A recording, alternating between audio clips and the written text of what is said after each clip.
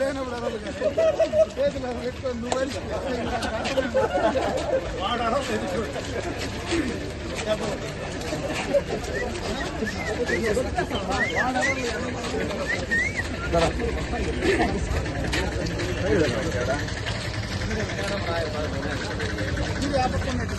Video point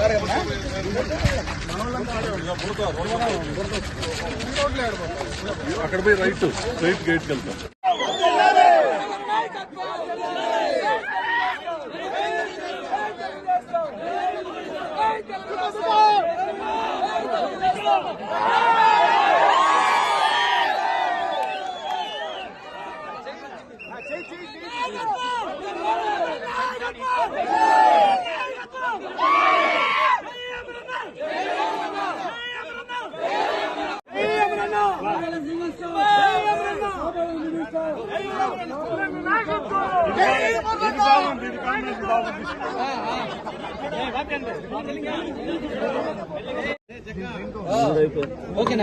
ఎన్నికల్లో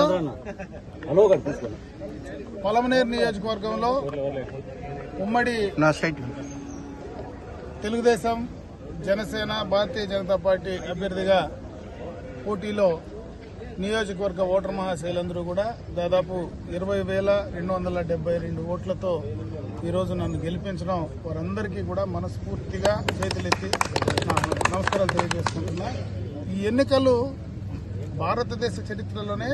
ఒక ఉదాహరణగా తీసుకోవచ్చు. ఎందుకంటే ఇంత పెద్ద మ్యాండేట్ గతంలో ఎప్పుడు ఏ పార్టీకి ఇవ్వనటువంటి సందర్భం.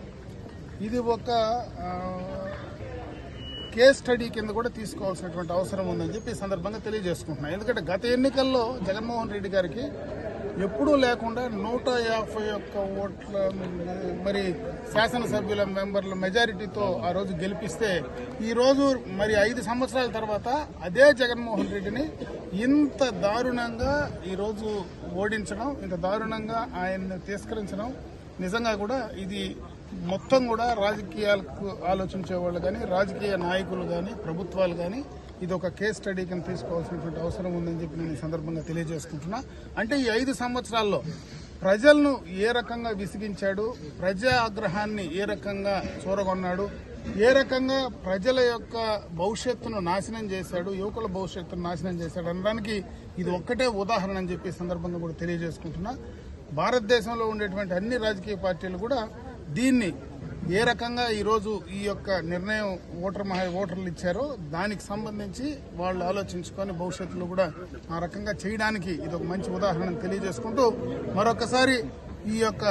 ఎన్నికల్లో ఇంత పెద్ద మెజారిటీతో నన్ను గెలిపించడం, అదేవిధంగా ఆంధ్ర రాష్ట్ర చరిత్రలోనే చంద్రబాబు నాయుడు గారిని మళ్లీ ఈ రాష్ట్రం ముఖ్యమంత్రిగా రావాలా అని కోరుకోవడం, ఈ రాష్ట్రంలో చంద్రబాబు నాయుడు గారు అయితేనే ఈ రాష్ట్ర భవిష్యత్తు బాగుపడుతుందని రాష్ట్ర ప్రజలందరూ కూడా అనుకోవడం, దానికి అటు పవన్ కళ్యాణ్ గారు కానీ, భారతీయ జనతా పార్టీ కానీ ఈరోజు సహకరించి కలిసి ఎప్పుడూ లేని విధంగా ఈ యొక్క పార్టీలన్నీ కూడా ఓట్ ట్రాన్స్ఫర్ కూడా బ్రహ్మాండంగా ఎప్పుడు లేని విధంగా ఏ పార్టీలో ఈరోజు తెలుగుదేశం పార్టీలో